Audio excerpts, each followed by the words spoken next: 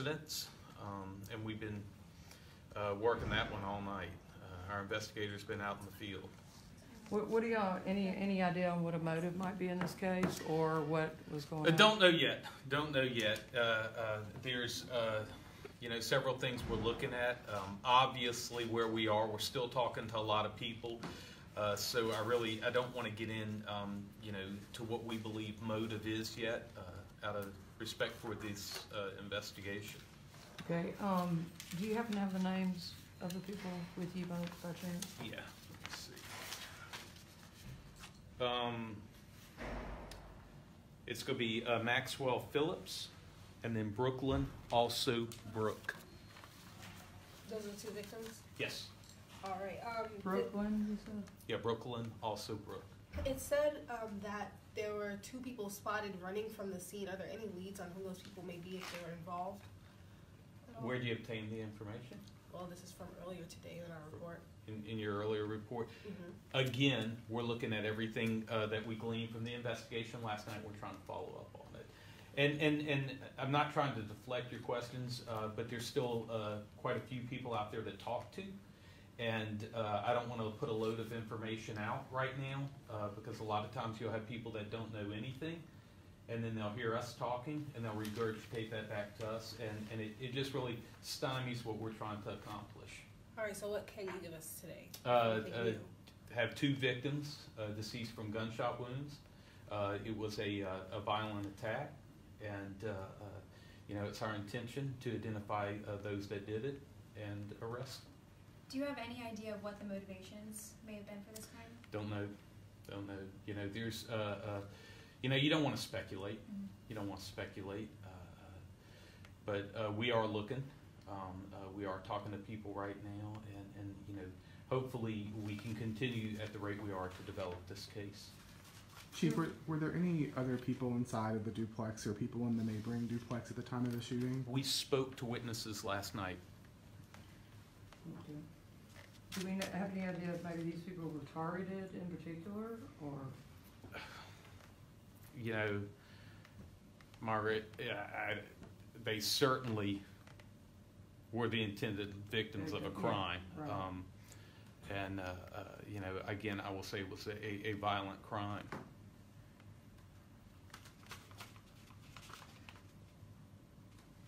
When you say violent, is it the number of shots that each of them? Anytime someone's killed with a weapon like right. that, mm-hmm. I consider it to be a violent crime, and it's requires a lot of work. We've been very active in this case, as we've been with the case earlier in the week. Last year, WLOX News Now reported that a man by the same name and of a year younger than the victim identified today was arrested on charges of human trafficking, and his victim was 17-year-old female. Today, the victim has been identified as an 18-year-old female. Have you guys made any direct correlation between those two incidences? We do believe that the victim, the male victim, was arrested last year for human trafficking by the Harrison County Sheriff's Department, and we're looking at that. As anytime you're trying to explore motives, to define motives, you look at what people engage in and what they were engaging in and around the time of a crime, and certainly when persons, speaking in general, when persons engage in criminal misconduct, as I've talked about so many times, criminal subculture, it does open the possibilities for motives. And so to respond to your question, yes, we're aware of that arrest, and it's certainly something that's being looked at. But certainly I'm not saying whether or not right now we believe that activity is connected to this. Okay.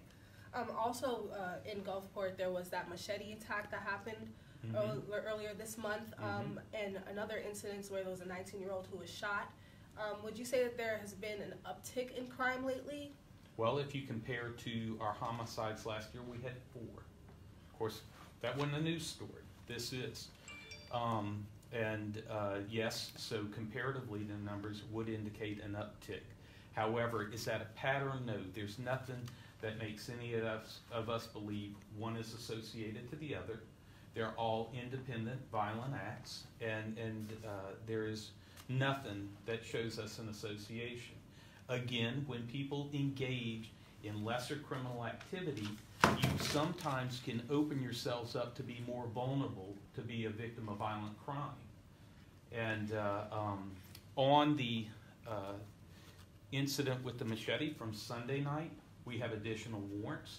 The female that we had talked about before that we wanted for questioning, Leila Darlene Lozana, is now wanted on charges for accessory after the fact for murder. And we do have active warrants for her, and we're looking forward. On that one, regarding motive, it's looking like there was a dispute over money in that homeless camp. So what is it that the police department does in the instance of multiple violent crimes? You spread your resources efficiently, and you give as much attention to each investigation as you can. And I have investigators that have not slept yet. I have a team that has not slept yet. And you devote your resources because each victim in each case deserves our best product, and that's what it's going to get. Do we know the connection between the man and the woman specifically? Help me out. The two that were shot, found killed today. At this point, I can say they were cohabitating together. Okay. And that's you can't about say that's whether it was personal. that's they were cohabitating They together. were living together. Yes, living together. Okay. No, I can't say whether they were personally involved in a relationship or. At this point, they were living together. Okay. All right. At what point does violent crime become a trend? Like, what is that? What kind of factors plays into Well, it? I mean, it's a matter of interpretation. When the word you used, I believe, was uptick. Yes, it's higher than we were last year. We had three murders within this month, and that's more. But when you say trend implies there's a connection. If you have a trend of burglaries and you have a set of people doing the continuous act, that is what we call a trend. This is unfortunate circumstances that are not related to one another. They just happen to happen chronologically close together. Chief, you mentioned that the male victim was found outside and the female victim was found inside. Mm-hmm. Do you guys know where the crime began? Did it begin inside or outside? That's kind of those details right now we're not discussing. Okay.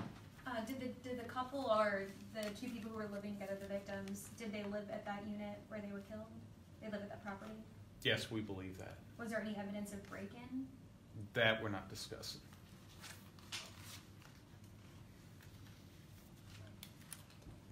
Can you say that if there was two people seen running from this unit? It's still part of the stuff we're just, and again, it sounds like I'm deflecting, but y'all, we have some very serious investigations going on.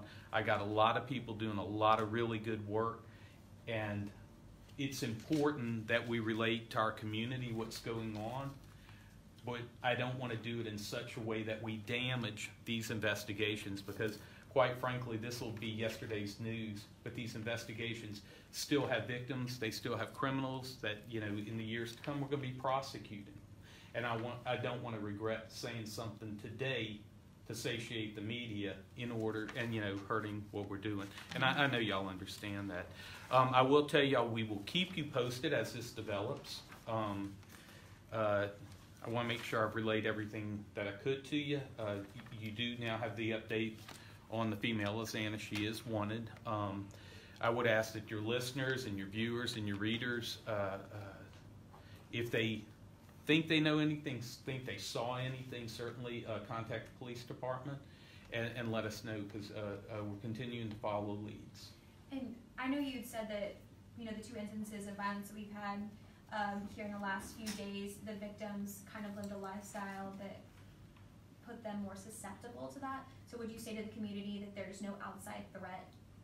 Yeah, it's out of respect to victims, you know, whatever someone did to lead themselves into a circumstance of being the victim of a crime, and I'm not blaming the victim necessarily, at the end they're a victim. They're a victim of violent crime. They have families, and you know, you got several people right now in mourning, families in mourning, and you know, we need to be respectful to that. But I will say in general that when we have seen over and over, Margaret, you've been here forever, over and over, where people engage in what I've always called a criminal subculture, those things that our family knows going on, but we really don't do anything about it, and then it escalates to that. And I'm just speaking in general. Look at people's social media. And how do we portray ourselves in social media? And what expectation do we have when we do that? And these are the things that, you know, concern me. And I think concern a lot of people. And for our general people, our general public, is there a threat to them from this? I think in some circumstances it takes more of an engagement in that activity to really escalate your potential of being a victim.